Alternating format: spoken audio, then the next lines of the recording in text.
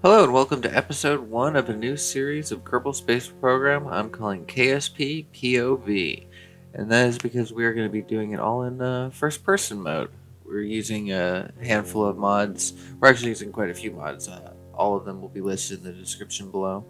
But a handful of our mods are dealing with what is called IVA, and that is basically first person mode for Kerbal Space Program.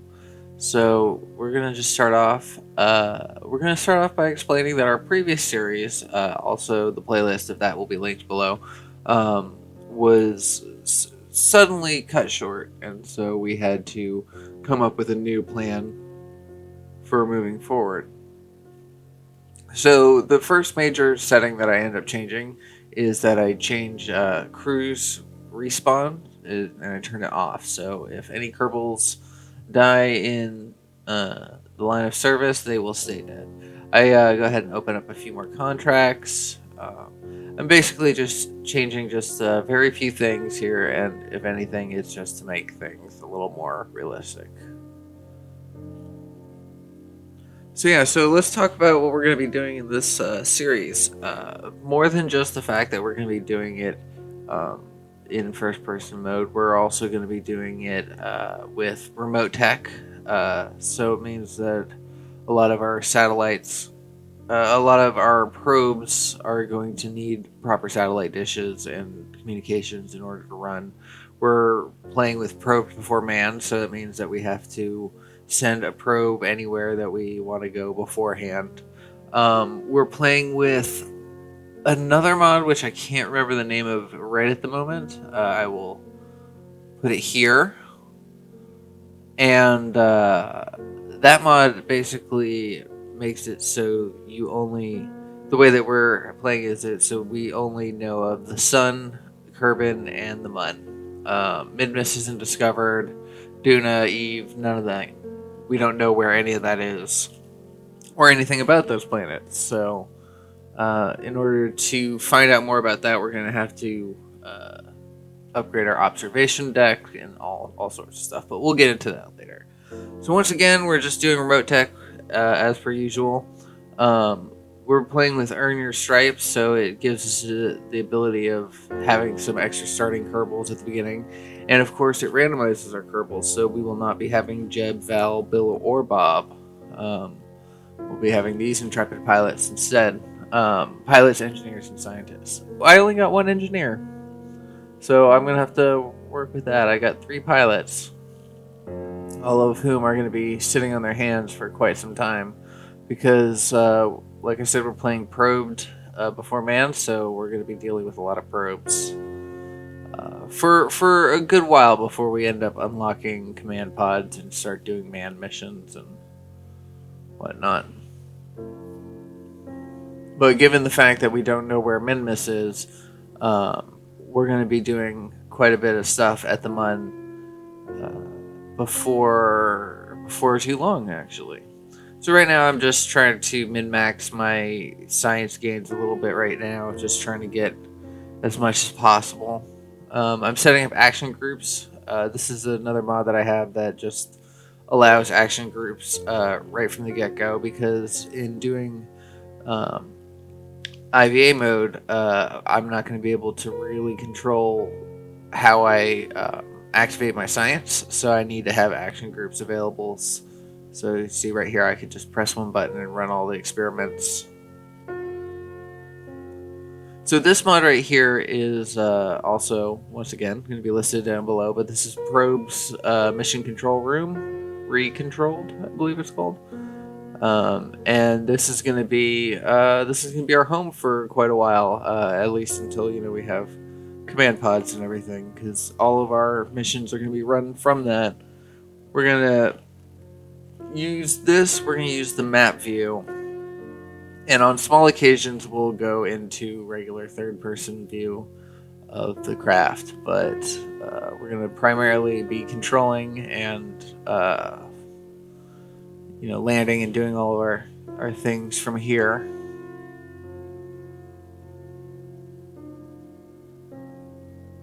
So this one, I hadn't quite set on the idea of only doing IVA yet, so I wanted to flip out and see what it looked like.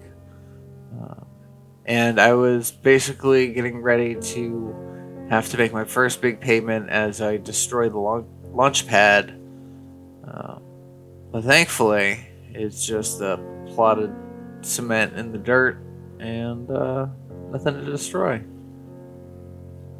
So there's our first chunk of science done. That's the first, major milestone that was able to get us survivability. And so now we have parachutes. So we can actually start doing some real science, start bringing our crafts back home with us. So we get the Probodobodine Octo.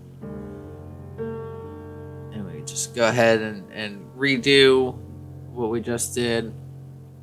But this time with the goal of bringing it back.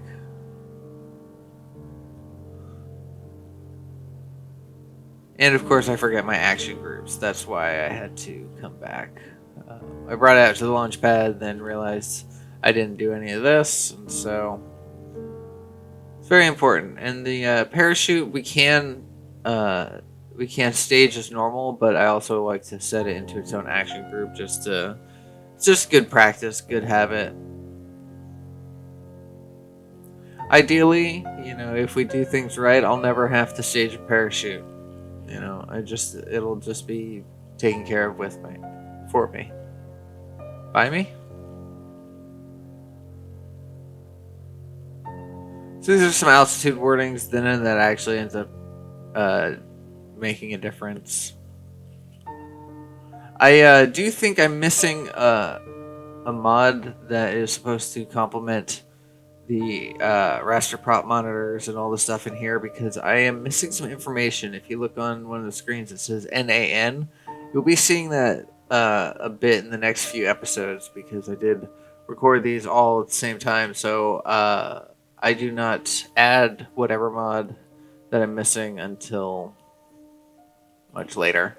But hopefully, I still have not fixed it yet as of this recording, but it'll probably end up being fixed later tonight, and then all these words will be useless. So that screen in the upper right there with the wireframe view of our vessel, that's from called Vessel View. You need to have that. The raster prop monitors, the things that make these monitors possible, is kind of like a backbone, but in order to have everything that it offers, you have to have other mods installed as well. Another one that we have is ScanSAT. It works really well with these IVA modes.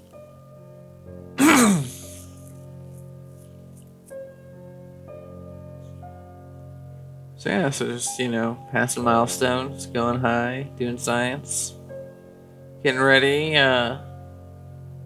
Went ahead and armed the parachute, even though I had it on the action group. I didn't feel like I felt like it didn't go or something, so I just switched it over to this desk. This desk is going to be handy for landing. A lot of the buttons are there.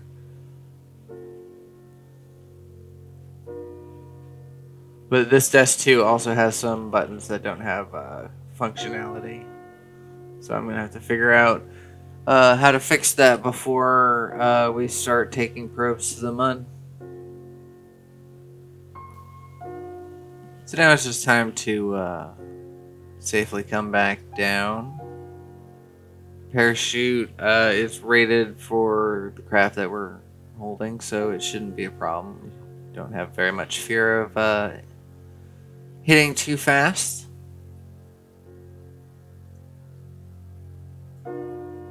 There's vessel viewer.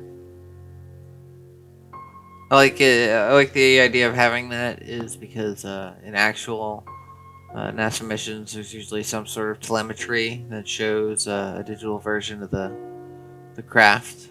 So I've really enjoyed this mod, especially the probe control. It's very immersive in a kind of realistic sense, if you're looking for realism in this game. So we go ahead and landed, and we're in a new biome, so we're going to go ahead and do all of our science. And there are many different screens that you can bring up. I'm going to be going back and forth between quite a few of them. My mouse will be shaking all over the screen. But yeah, go ahead and look at all that science we got. So we spend it all in one place, as you've been told. It's the best place to spend things. But it's okay when that place that we spend it gives us more science. Now I put landing legs on this, but I also forget to put a decoupler underneath it, so they're useless. It's, money well spent.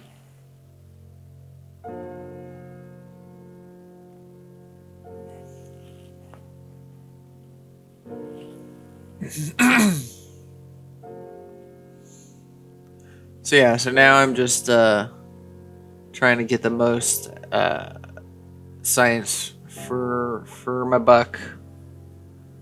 Trying to just gain the system a little bit as much as I can while everything is still new and early.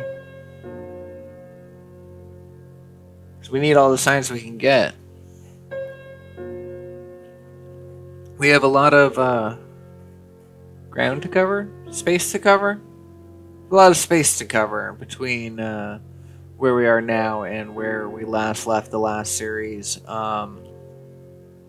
We were getting ready to send our very first probed mission, and then quickly thereafter a manned mission to Minmus.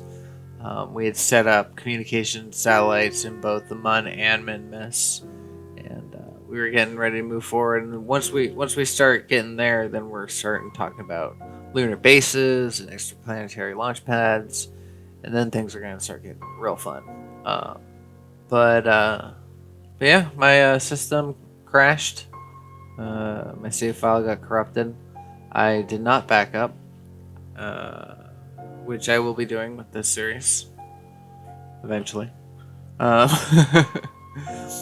yeah, and so rather than getting too frustrated, I decided to just take another look at my mods and see what else I could do and what could inspire me for a new series.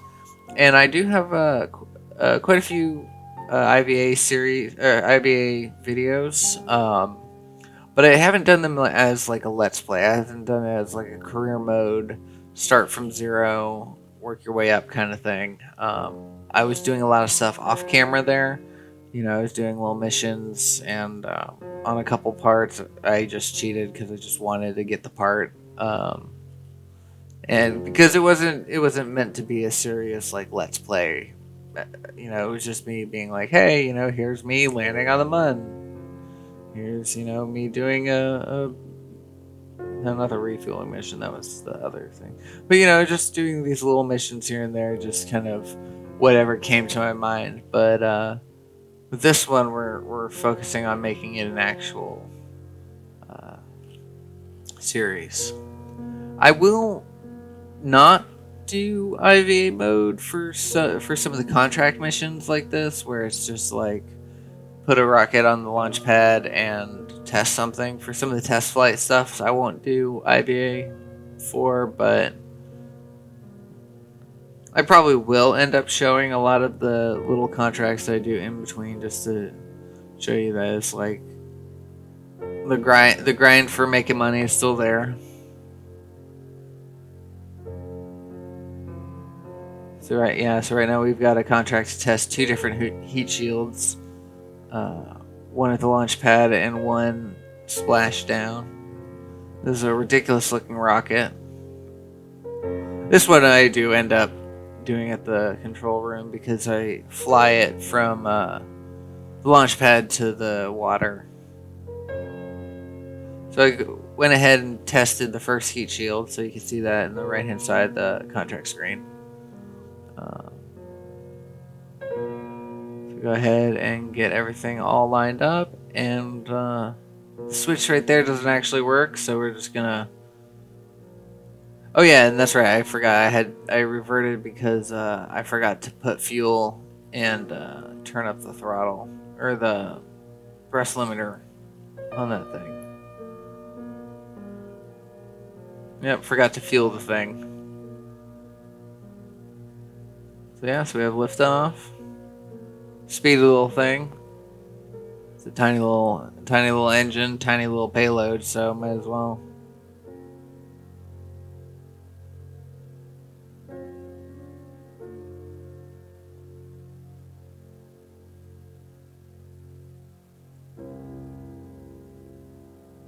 So I ended up going the wrong way, and I panicked a little bit. That's why you saw me jump over to the other thing and flip the chutes immediately. Was really worried that I was going to end up taking out one of my buildings with that, because I noticed that it started flying towards the towards all the buildings and everything. So yeah, so I recovered it like normal, and in doing so, I was able to just take one of those heat shields off. Um, I now, just looking at it from here while I'm doing this voiceover recording, I kind of regret doing that heat shield mission so soon, because having an appropriate sized heat shield that early on would have helped immensely.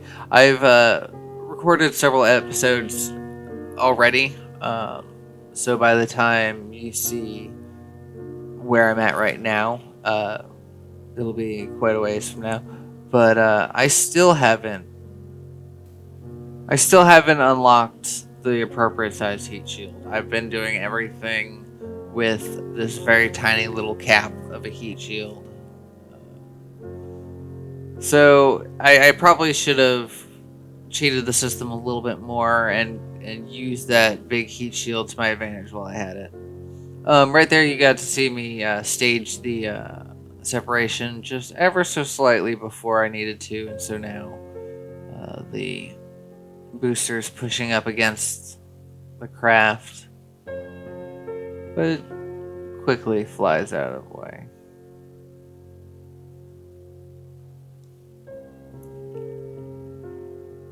There's something that I just find so adorable about little probes like that. Just the big old canister of science, just flying through the air, flying through the space. I really enjoy probes. But crewed missions are fun as well. So yeah, so now we're coming down into the waters outside of Kerbin, or outside of the KSC, I should say, not outside of Kerbin. There is no water outside of Kerbin.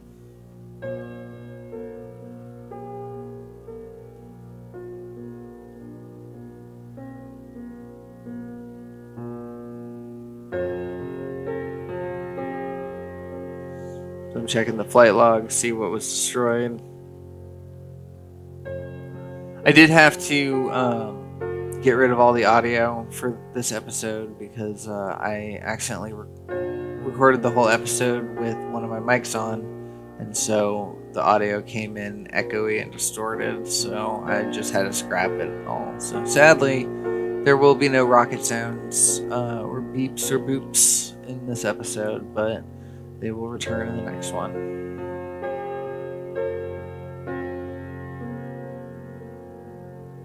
So go ahead and unlock general rocketry, which makes way for starting to be able to do orbit stuff, because the Beagle engine, which is a Venstock revamp part that's like the Terrier, but just slightly more thrust.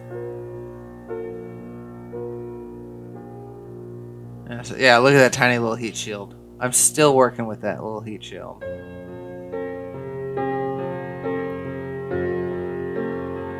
I am happy to say that we have made some progress too.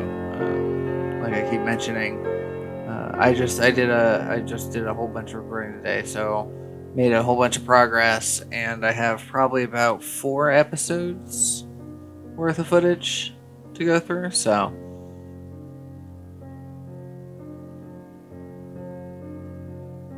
very happy that that at least something good will be coming out of it. Something different.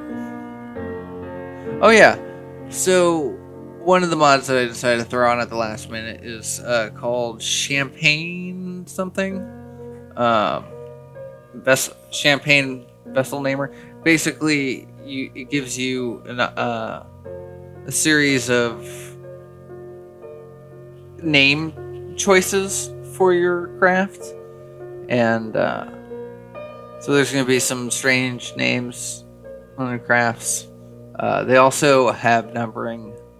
Um, yeah, Lone Smoke, KPR Lone Smoke, KPR Lone Smoke 1. Because if I decide to launch this rocket again, it will automatically change that to the Lone Smoke 2,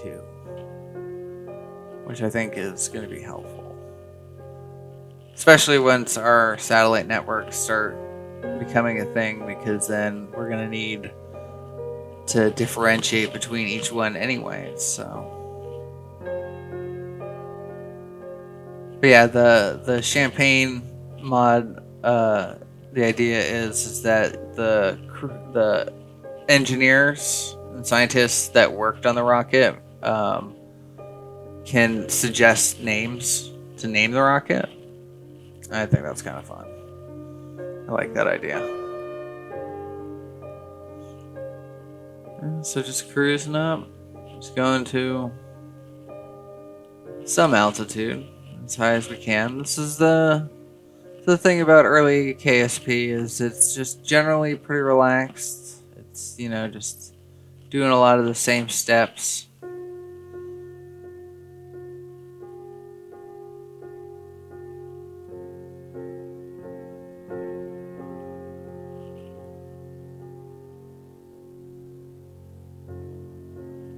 One thing I do have to do is, because until I can fix the some of the buttons here in the probe control room, I will have to flip out of IVA mode to select any of the maneuver nodes, such as like hold prograde or hold retrograde or hold target,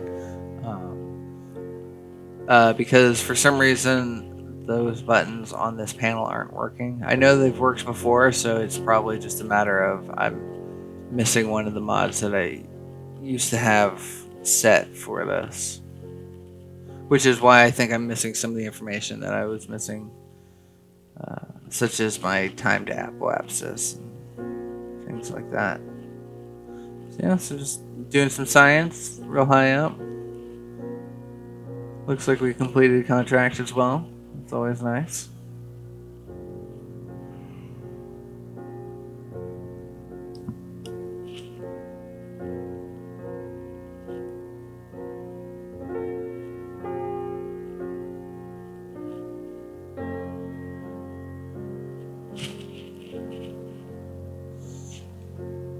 I actually really like the probe before manned mod. There's just something very satisfying about having to do grueling tests to really prove yourself as a spacefaring creature. And sometimes those tests end in explosions or stranding a vehicle out in space, you know, for the next foreseeable future. And then you earn it, and so then by the time you do send an actual Kerbal up in space, you've tested and you've run things so well, and you feel like you've earned it. And just bringing them back safely is such a great feeling. So, we're going to, in this series so far, we're going to lose quite a few things, either to crashes or to space. I have a series of scientific flyby probes that are currently makeshift satellites because I can't get them home. But we manage it out eventually. It's gonna be fun. It's gonna be an interesting ride. It's gonna be different kind of KSP, because it's that POV. And on that note, I am going to leave you here, stranded out here in the ocean, waiting for some rescue. Stay tuned for the rest of the series. We're going to be doing quite a bit, and I'm very excited about it. Thank you so much for watching, and I'll see you in the next one. Take care.